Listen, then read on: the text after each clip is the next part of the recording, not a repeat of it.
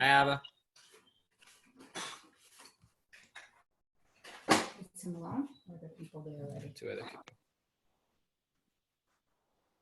Good morning. Hi, Peggy. There he is.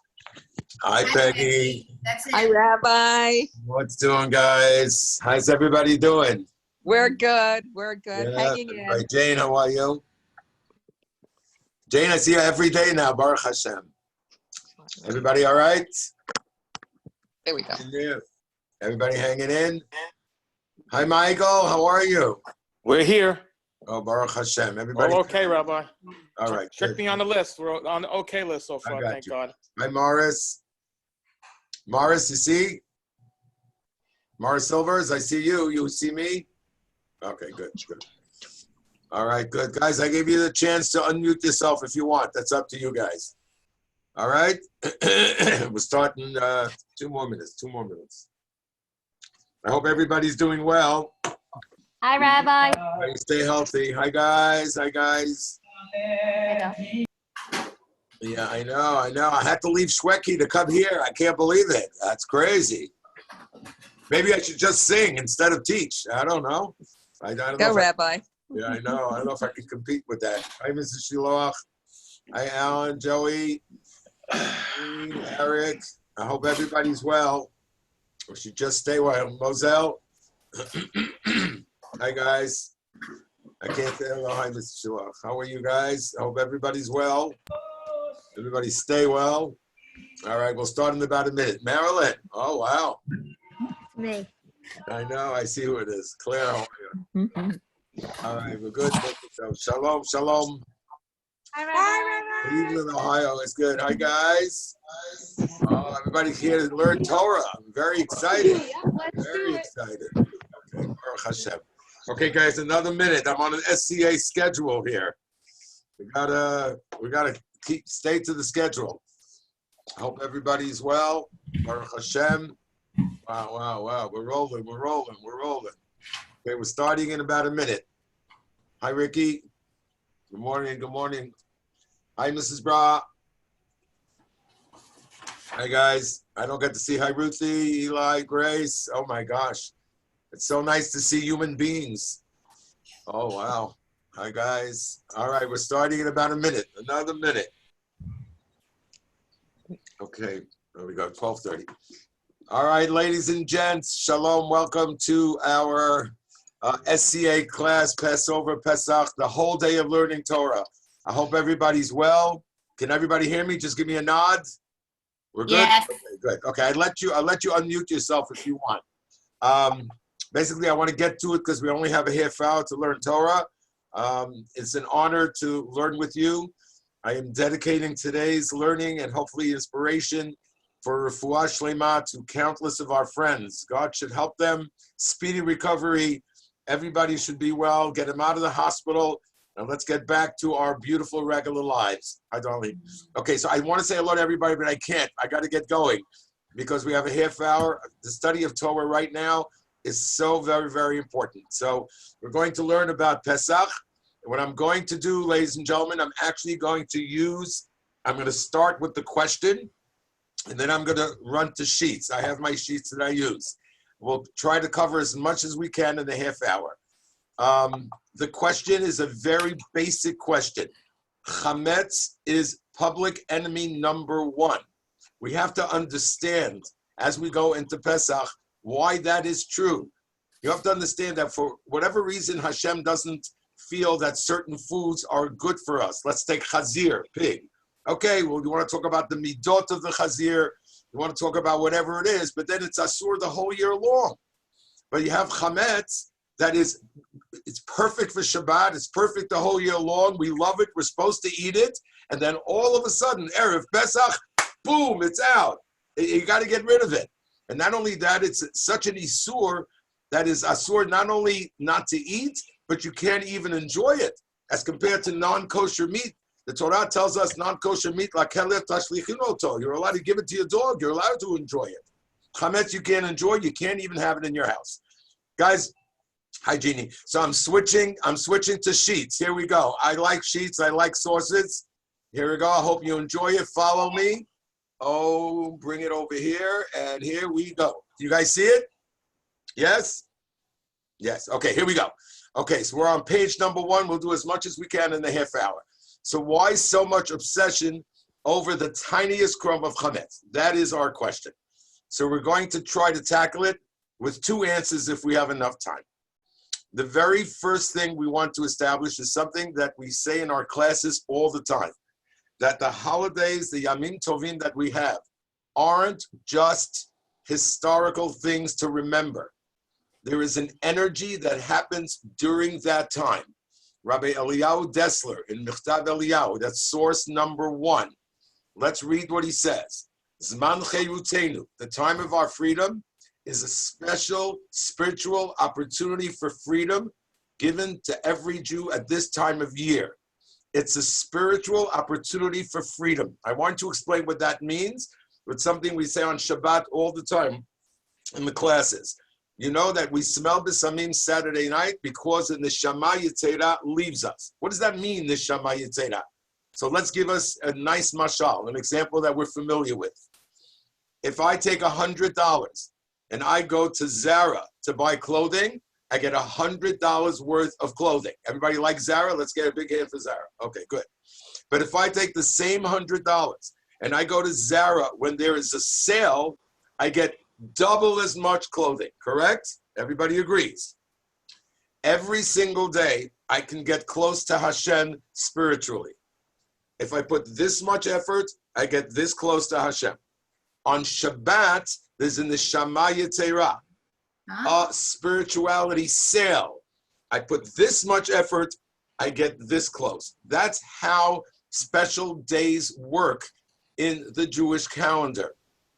Let's take another example, Yom Kippur. You could do Teshuvah anytime you want to.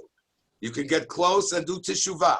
But there's a sale on Teshuvah on Yom Kippur, because that was the time that Hashem said forgiveness for Chet HaEgel.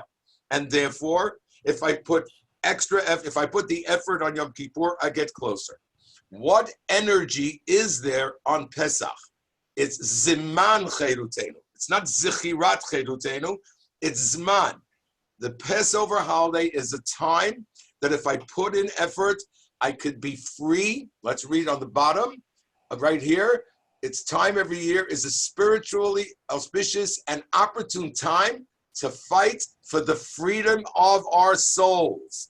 We want to be free from certain things. What do we want to be free from? And how does chametz work? So we're working now on source number 2. The Gemara, Talmud Bavli, Brachot 17a, that's Yud Zayin Amud Aleph with Rashi. Listen what this rabbi says. I'll do the English. Rabbi Alexander, after he prayed, would say the following: Master of the universe, Ribono Olamim, it is known and revealed before you that it is our will to do your will. But who prevents us? The yeast in the dough, which symbolizes the Yetzer Hara. May it be your will that you save us from his hand.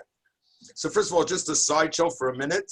There's a very famous Rambam that explains a very famous rabbinic statement of this week's parsha, last week. In the parsha of Korbanot, it says that if a person doesn't want to do something, kofinoto, we sort of pressure him or force him, acha omer rotze'ani, until he says, I want to do it. But if you force a person, he's not wanting to do it, how does that work? So the Rambam says that every Jew is born with a neshama that wants to do the right thing. That is our natural being. We are born with a positive neshama. What happens is the Yetzer Hara comes and affects us. And that is why when somebody is a Baal Teshuvah, we call him he's doing Teshuvah. Teshuvah means he's returning to what he is naturally. Sideshow. But what does this Gemara say? This rabbi called the Yetzer Hara, guys, yeast in the dough. Says Rashi. Take a look. Se'or shebi'isa, Yetzer Hara shebilevavenu, hamach mitzenu. So we have a reference here in the Gemara that chametz represents the Yetzer Hara. What does it have to do with Pesach? Here we go. So what's a good thing to do? I can't tell if you guys are following. I'm assuming you are. Is that a yes? I hope. Okay. Let's look at the very first time the Yetzer Hara appears in the Torah in this world. We know the story. The story is with Nachash, who represents the Yetzer Hara, with Adam, V'Chava, and of course the Etz Hadat. So let's read the psukim carefully. We're on page 2, right there, number 3. Nachash haya arum mikol chayat hasadeh. By the way, point of reference to remember in about a minute or two, we call the Nachash arum. Sounds like naked, but that's not what the English says. The serpent was cunning. So the shoresh of laha'arim is to trick and to be cunning. We'll get to that in a few minutes. Vayomer la'isha, and he told to the Isha, yes, Hashem told you you could eat from all Etz Hadat except for Etz Hadat. Hashem told you to do that, and he starts to talk her into it. That's Pasuk Bet, Gimel Dalet. Hey, we're going to skip that for now. Let's get to the end of the story. Pasuk Vav. Vatere ha'isha kitov ha'etz lemachal. The woman saw, with the focus on the word saw, that the tree was good for food. It was a delight to the eyes. Ta'ava, that's a big word, guys. Ta'ava. It was a ta'ava to the eyes. Again, you see that? Seeing and eyes. V'nechmad ha'etz lahaskil. And it was desirable to make one wise. She takes from the fruit and she eats it. She gives it to her husband. We'll skip that part for now. Not important right now. It's important, but not now. Everybody try to focus, guys, now. This is key on Pasuk Zayin. Here we go. I'm trying everything, but I Vatipakachna einei shnehem. And the eyes of both of them were open. Vayedu ki edu bimhem. And they knew they were naked, says the English. And they made clothing for themselves. Everybody watch how gorgeous the Torah is in terms of every word teaches us something. Let me ask you a question. Vatipakachna einei shnehem. And their eyes were open. Could that be the literal translation? You're supposed to say no. So go like that. No, it can't be the literal translation because they weren't blind. They were able to see. So it can't be literally that their eyes were open. It's a metaphor. Let's look at a perush. Vatipakachna einei shnehem. They compared mentally the advantages they had gained through the pleasant sensation of eating from the fruit of the tree and the harm that they caused themselves thereby. The expression pikeach in this case implies weighing something carefully with both heart and mind, which means their eyes were blinded by the Yetzer Hara. The Yetzer Hara depicted a scene that was not true. That is why it's called chametz, because chametz is inflation, inflating the dough, the yeast in the isa. The Yetzer Hara inflates the reality. You don't see the reality. You think it's good, but you don't take it, not you, God forbid, but one does not take into their mind what's the consequence of what they're doing. They're blinded. Let's keep going. Vayedu ki edumim hem. They realized that they were naked. Everybody knows from the Birchot HaShachar. Let's say the bracha together that we say in the morning. Baruch atah Hashem Elokeinu melech haolam malbish. What's the next word? Arumim. Look, it doesn't say arumim. It says edumim. Listen to the perush over here. The word edumim is sometimes spelled with the letter yud after the letter ayin and sometimes not. The author offers no reason for why it is sometimes one way and sometimes another. But according to the Minchas Shai, listen carefully, the text in our author's manuscript should read that when spelled with the letter yud after the letter ayin, the word has both meanings, naked and crafty. You know what this pasuk says? After they ate from the Etz Hadat, their eyes were open and realized that they were sapped, that they were had, that they were tricked. Yes, they were naked, but they were also tricked. The reason chametz on Pesach is such a big deal is because on the holiday that we celebrate our freedom, we want our souls to be free. We are born with free souls. That is why the class is called Born Free. But what happens is that the Yetzer Hara comes and paints pictures and puts certain visions in our minds. That is just not true. And therefore, we're truly not free when we are bound by the visions and the inflation of reality of the Yetzer Hara.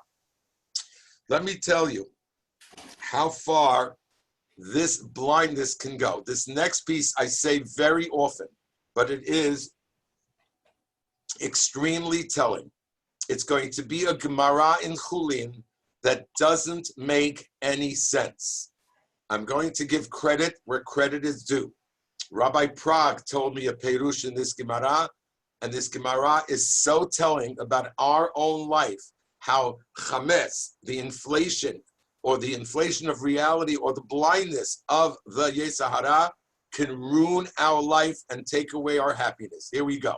Look what the Gemara says. Gemara in Chulin, Daf 139b. There it is.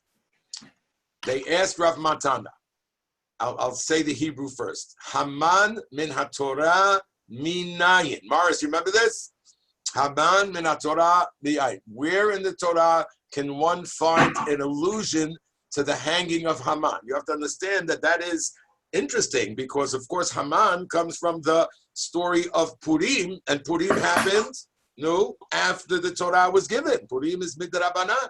But yet the Gemara says, is there an allusion, is there a remez to the hanging of Haman in the Torah? The verse states, after Adam ate from the tree of knowledge, our story, he ate from the Etz Hadat, Hashem says to Haman, Hashem says to Adam, Hamin ha'etz, have you eaten from the etz that I tivita, that I told you not to eat? So Hamin ha'etz, hey, mem, nun, is spelled in the same manner as Haman. Hey, mem, nun. So at first glance, ladies and gentlemen, you know that, how do we teach that? That doesn't make sense just because it says Hamin ha'etz, therefore there is an allusion to Haman. So Rabbi Zelig Prague, may he be well for 120 years, told me such a beautiful perush, and listen carefully because it's so relevant to our life. What is the allusion to the Haman? Which part of the Haman story is connected to the story of Adam and Chava?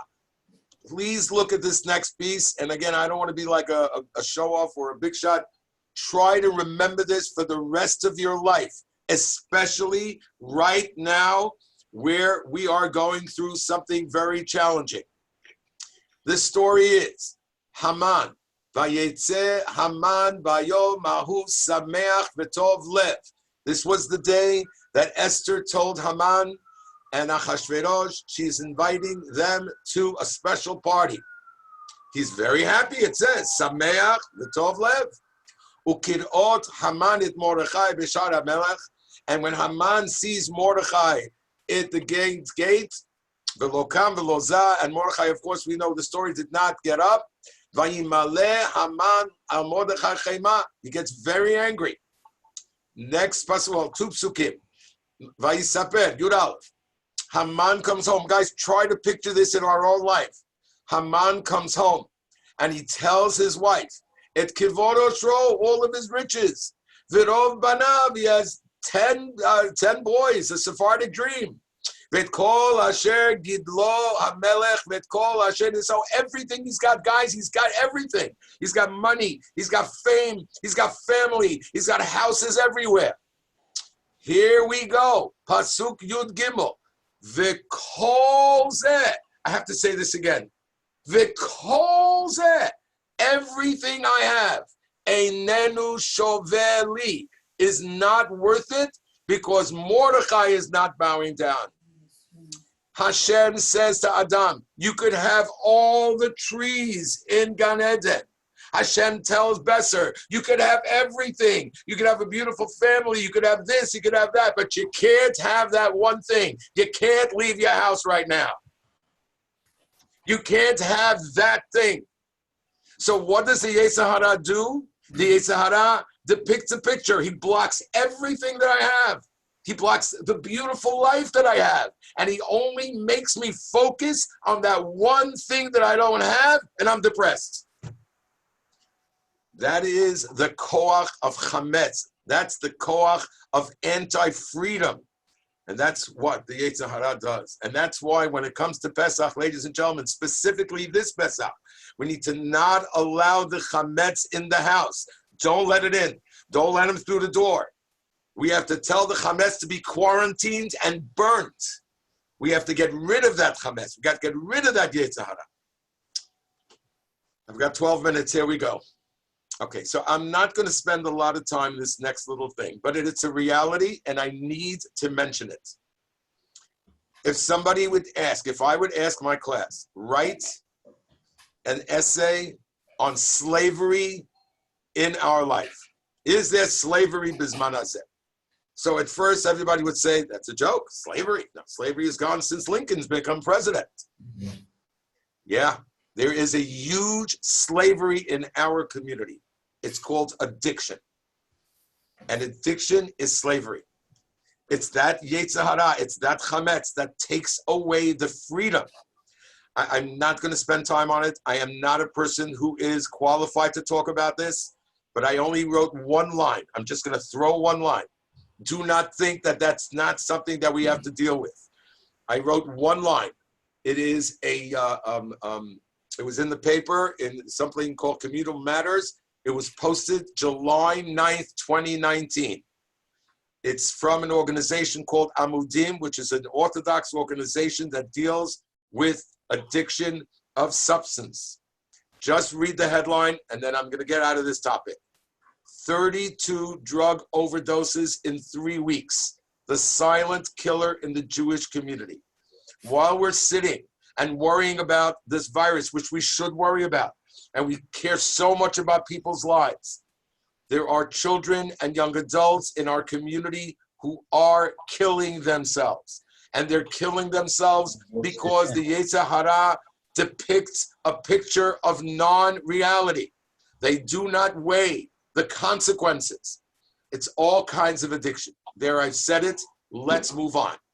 So for those of us sitting and saying, but thank God, I'm not an addict. Thank God, I'm not a person who has an addiction. I'm not an alcoholic. I don't do drugs. I am very, very clean. May I suggest a very famous Mishnah with a word that maybe we didn't catch. We know this Mishnah right here, right here. Do you guys see this line? I don't know if you see it. Okay. Number 8. Everybody knows Pirkei Avot. Ezehu Gibor Hakovesh et Yitzro. Who is considered strong? A person. Okay, watch this. Please look at the English. He who subdues, what does it say? His personal inclination. It doesn't say in the Mishnah, Ezehu Gibor HaKovesh et Yetzer Hara. That's what it should have said. You know what Yitzro means? Every person has their personal addiction. It doesn't have to be an addiction to drugs. It doesn't have to be an addiction. It could be an addiction to anger. How many people do we know who are not in control of their anger? A person who's ko'es is ki'ilu oved avodah zarah. And it's that anger that controls him. Is he a free person? No, he's not free. He doesn't want to do what he does, but he's controlled by his anger. How many people are controlled by their needs to have money? How many times does it say, there's a beautiful perush, it says, Atzabeyem kesev v'zahav in Hallel, that their idols are money, gold, and silver. It doesn't refer to the idols, it refers to the people. I am so obsessed with something, whatever the obsession is. With all due respect, maybe I shouldn't say this myself. Some people are totally obsessed with food. They have no control of eating things they should not be eating, simply because they're not free. Hakovesh et Yitzro. And of course, I need to take this opportunity to say the one thing that we have become addicted to. And thank God, during this time, we're able to elevate that addiction, is the phone. The phone controls certain of us. The phone is taking away our freedom to do so many things. And therefore, if you can just show you this little a cartoon here to the right, which I found on the internet, which I guess is controlling me right now. When you burn your chametz and you throw out your chametz, the lashon hara of the phone should be thrown out. Look what we've done this week, or last 2 weeks, to use the phone and the computer and all of our communicative concepts to learn Torah. Let's elevate it that way. Let that not control us. Let us control it. And almost finally, it's not finally, I have another page, but let's go. There is an unbelievable chazal. The chazal say, the rabbis say in Pirkei Avot, Al tikri chayrut, okay, ela chayrut, watch what it says. Ein lecha ben chorin. Who is considered a true free person? Ela mi she'osek b'torah. There is no chayrut, there is no freedom, save the one that is bound by Torah. This is so beautiful. Listen carefully. I heard this from Mr. Irving Bunim. Zichrono Livracha was a very famous man. He wrote a Perush on Pirkei Avot. And I actually had the zechut as a child to pray in his shul, the Young Israel over West Side. And I actually heard it myself from him. And it's in his book. He asked the question, you want to tell me who is a free person? I mean, if I ask you to depict a vision of you being free. I'm not going to go through all the possibilities because they might not be so nice. But to say bound by Torah and free, how is that possible? He said such a beautiful mashal. I hope you'll appreciate it. He says, if you want to play violin, if you want to play a guitar, you take the strings in the guitar and you take the strings in the violin and you tighten them. And you tighten them to the right position. And if you tighten them to the right position, you play beautiful music. But if you let the strings just do what they want, have their own freedom, then there is no music that comes out. He says a neshama needs boundaries. We need rules. We need order. We need to be told by the Shulchan Aruch, this is yes and this is not. And that is why Hashem gave us the very first mitzvah of not eating from the Etz Hadat. If we have no self-control, if we're not able to fight that Yetzer Hara, we're not truly free. I've got 5 minutes. I'm just going to touch on the second one. All right? And the rest, I don't want to push it, but there's a class this Wednesday, 1 o'clock. I'll finish it there. You're all welcome to come. There is a second concept of why chametz is anti-Pesach. Here we go. I'll do it the best I can in 5 minutes. Sefer HaChinuch. Everybody knows the Sefer HaChinuch. Sefer HaChinuch is a sefer that lists all the mitzvot and explains them. Here we go. He says, Lefi shahaseor magbia le'atzmo. V'lachein nitrachaku lirbos ki to'avat Hashem kol geval lev. Says the English. Yeast in the flour rises, right? It inflates itself. Therefore, we distance ourselves from it, as reflected in the verse. Every arrogant heart is an abomination to Hashem. Chametz not only signifies that it inflates the reality, chametz signifies my being inflated. And how do I know that Hashem does not want to have in our relationship somebody who is in an inflated ego? This week's parsha that just passed last week, it says, if you're going to bring a meal offering, a mincha to Hashem, what can't be? What can't be? Lo ta'aseh chametz. You can't put chametz. Why? Oh, look at that. Which means there is another place that chametz doesn't fit. On a korban. Because a chametz, which is an inflated ego, and Hashem do not fit together. And you've heard me say this already. Ego stands for edging God out. I won't have time for the bottom, so I'll just say this last Sefer HaChinuch. So you're going to say to me, Rabbi Besser, I got it. Inflated ego, it's a terrible thing. What does it have to do specifically with Pesach, right? So there's an unbelievable Sefer HaChinuch. The very first Dibra, right here, I'm on 11, and the last thing we're doing today. The very first Dibra of the Aseret HaDibrot. We all know it. I'm going to say it. Anochi Hashem Elokecha Asher Hotzeiticha Me'eretz Mitzrayim. I am the Lord your God that took you out of Mitzrayim. The Sefer HaChinuch says that this mitzvah has two parts. First, to believe that the world has one God. We got that. His power, His will. We got that. That's Anochi Hashem Elokecha. Okay, follow me. 3 lines from the bottom. And that which is stated, who took you out of Mitzrayim, is to say that your hearts not seduce you to take the matter of leaving of Egypt and the plagues as way of happenstance, mikre, but rather you should know that I am the one who took you out. Zecher Yetziat Mitzrayim means there's only one person in charge of this world. And it's something that we always forget. That's why there's Zecher Yetziat Mitzrayim twice a day. When we sit down at the Seder, when we move into Passover, you can't allow the seor, the self-inflated ego, that I could take care of everything, I'm in charge. I don't think there is a Jew left in the world now who really thinks that they're in charge. Not one. I would be shocked to hear such a thing. I think there is a major lesson being taught, and I don't like the lesson, but at least the takeaway is that the chametz of self-inflated ego is now ready to be burnt by every Jew in the world. And I hope that Hashem sees that we are turning to Him in our prayers. Jews are praying so beautifully all over the world. Yes, I missed the minyan, but the kavanah in prayer today, what I'm hearing is on such a level, because we're all understanding that it really is Hashem that is running this world. I'd love to teach more, but they told me I have to end at 12:30.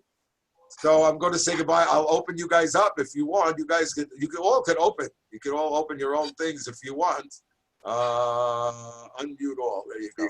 Okay. All right, guys. Everybody stay healthy. It's a pleasure to teach. Rabbi. Stay Very well done. Bye, guys. Wednesday, 1 o'clock. We'd love to see you. Beautiful, Thank you. Rabbi. Bye, guys. Bye, guys. Everybody.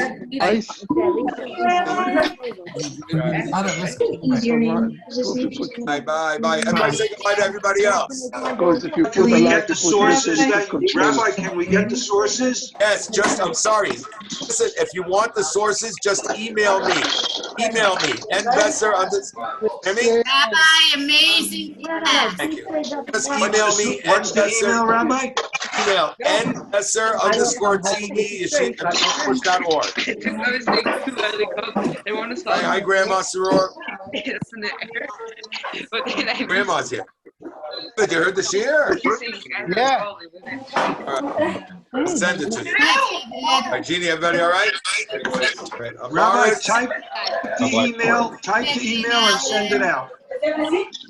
You ask my email and I'll I'm send gonna it put to you. it on the chat. I'm gonna put it on the chat. All right, so, all right. Thank you, Hey, put it on the chat, yes? I am. All right, Jeannie. This is Hillary. Thank you, Rabbi.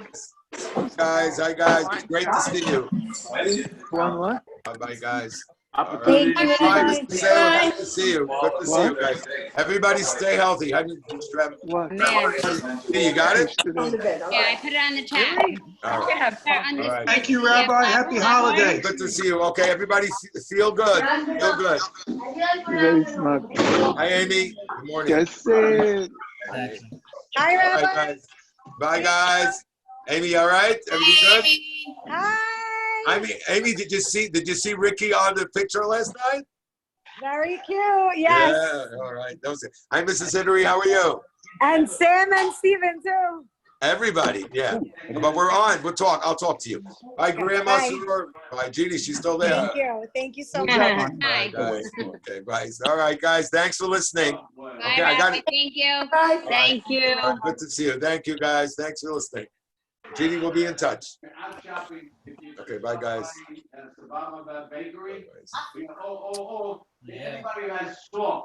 Okay, I got to get off this thing.